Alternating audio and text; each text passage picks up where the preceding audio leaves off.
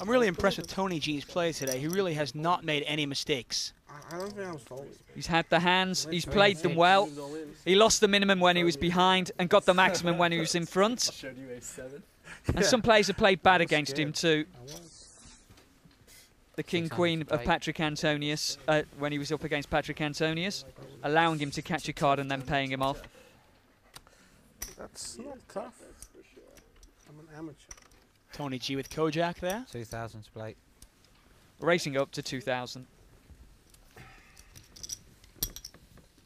It's almost as if the confidence is just feeding upon itself.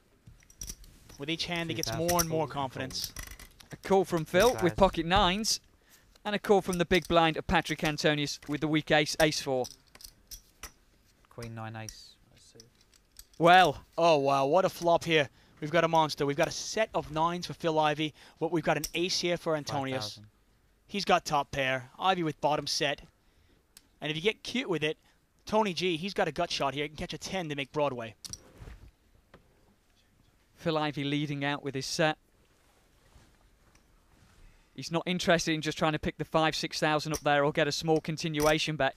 Pass. Tony G gets away from his King-Jack. And it's just Patrick Antonius and Phil Ivey, the two big losers of the game so far today. Ace.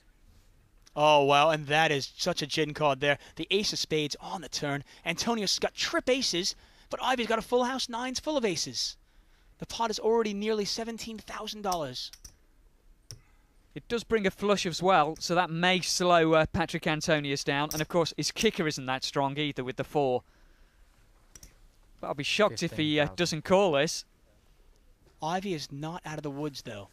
A queen, an ace, or a 4 would kill Ivey. Pot is $31,700.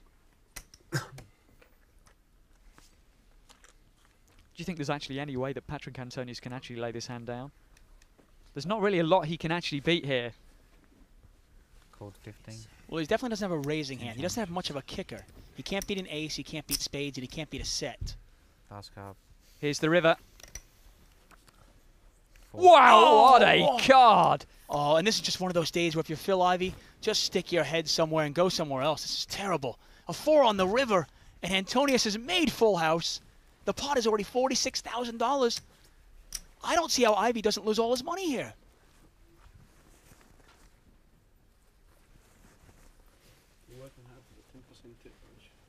You got to realize if a queen had come out or an ace, you get away from the nines, but not the 4.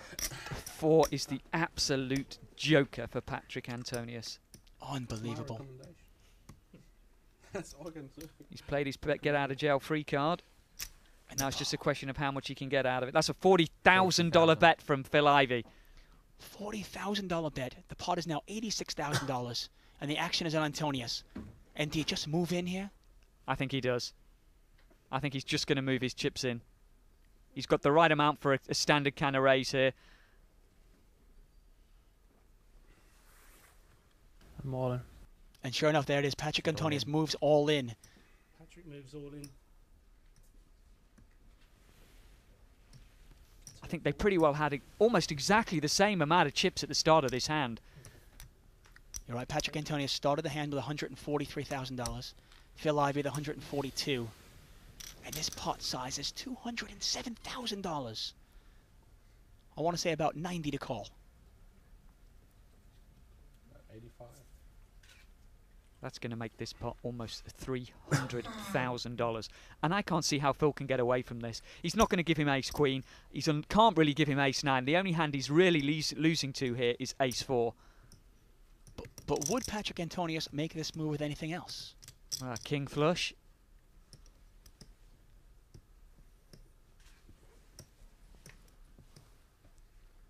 The pot's offering him 2 to 1. Unbelievable.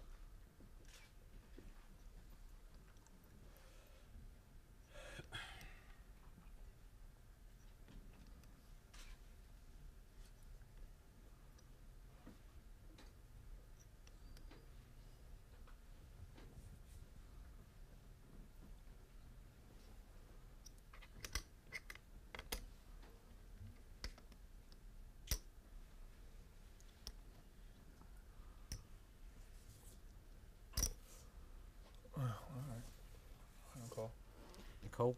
And He Phil says Ivey call. is called. He is called. This is the biggest pot in the history of televised Full house. poker in Europe. It's unbelievable. Full house. $300,000 almost in this pot. And Phil Ivey desperately unlucky on that 4 on the river. And Patrick Antonius wins a 20, monster. 40,